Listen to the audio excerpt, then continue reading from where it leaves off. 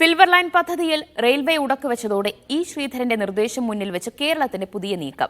ചർച്ചയ്ക്കായി കേന്ദ്ര റെയിൽവേ മന്ത്രിയോട് കേരളം സമയം തേടി. മന്ത്രി വി അബ്ദുറഹ്മാനും ഉന്നത ഉദ്യോഗസ്ഥരും അടങ്ങുന്ന സംഘമാണ് കൂടിക്കാഴ്ച നടത്തുക. ശ്രീധരന്റെ പിന്തുണയോടെ DMRCയെ കൂടി ഉൾപ്പെടുത്തി മുന്നോട്ടു പോയാൽ കേന്ദ്രം അയയുമെന്നാണ് കേരളത്തിന്റെ കണക്കുകൂട്ടൽ.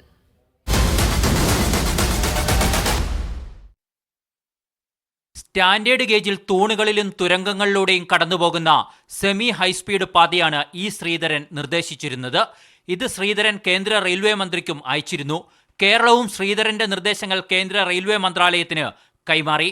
പിന്നാലെയാണ് കേന്ദ്ര റെയിൽവേ മന്ത്രിയുമായുള്ള കൂടിക്കാഴ്ചയ്ക്ക് സമയം തേടിയത്. ഒരാഴ്ചയ്ക്കുള്ളിൽ തന്നെ കൂടിക്കാഴ്ച സാധ്യമാകുമെന്നാണ് കണക്കുകൂട്ടൽ.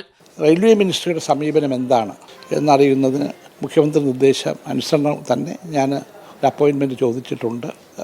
പാർലമെൻറ്റ് സെഷൻ നടക്കുന്ന സന്ദർഭമാണ്. അതുകൂടി നോക്കിയുള്ള ഒരു അപ്പോയിൻമെൻറ്റ് കിട്ടുമെന്നാണ് പ്രതീക്ഷിക്കുന്നത്. ശ്രീധരനുമായി മുഖ്യമന്ത്രിയുടെ സ്പെഷ്യൽ പ്രിൻസിപ്പൽ സെക്രട്ടറി KM എബ്രഹാമും ബിജു പ്രഭാകർ IASഉം ചർച്ച നടത്തിയിരുന്നു. കേരളയിൽ തയ്യാറാക്കിയ പദ്ധതിയുടെ അടിസ്ഥാന നിർദ്ദേശങ്ങളിൽ കാര്യമായ മാറ്റങ്ങളില്ലാത്തതാണ് ശ്രീധരന്റെ നിർദ്ദേശങ്ങളെന്നും സർക്കാർ വിലയിരുത്തി. തൂണുകളിലും തുരങ്കങ്ങളിലൂടെയും ആയതിനാൽ സ്ഥലമേറ്റെടുപ്പുമായി ബന്ധപ്പെട്ട എതിർപ്പ് കുറയ്ക്കാനാവും. DPR ഉണ്ടാക്കാൻ DMRCയെ ഏൽപ്പിച്ചാൽ ഫണ്ട് കണ്ടെത്തുന്നതിനടക്കം അവരുടെ സഹായവും തേടാം. ശ്രീധരന്റെ പിന്തുണ കൂടിയാകുമ്പോൾ കേന്ദ്രവും മയപ്പെടാൻ സാധ്യതയുണ്ട്.